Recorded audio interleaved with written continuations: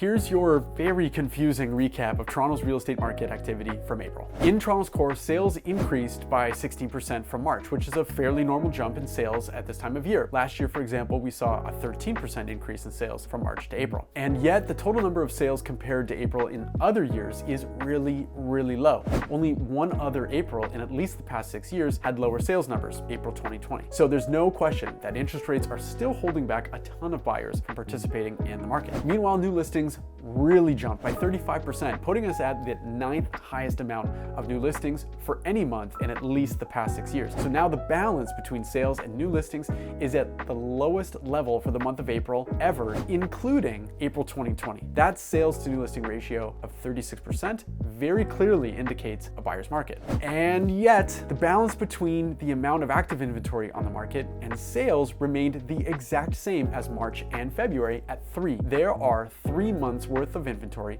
currently available, and that number indicates a seller's market, although a very strong seller's market would be at 2 or less typically. So we've got these two conflicting indicators, and it's hard to know exactly where the market is at. Anecdotally, I'm seeing quite a lot of eagerness at higher price points, between $2.5 and $4.5 million, with some properties selling within 24 to 36 hours in multiple offers. There's lots of inventory out there, which is a stark contrast to this time last year. So for homes where there's somewhat equivalent alternatives, the buyer activity is somewhat reduced because it's being spread out across more properties. The best homes and the ones that rarely come along are the ones that are receiving plenty of attention. The exact same outcome happened in the areas surrounding the core as well. The balance between sales and new listings fell from March, and the months of inventory stayed exactly the same for the 3rd month in a row. Now, in Etobicoke, North York, and Scarborough, we're seeing slightly more seller-friendly indicators, as that sales and new listings balance is at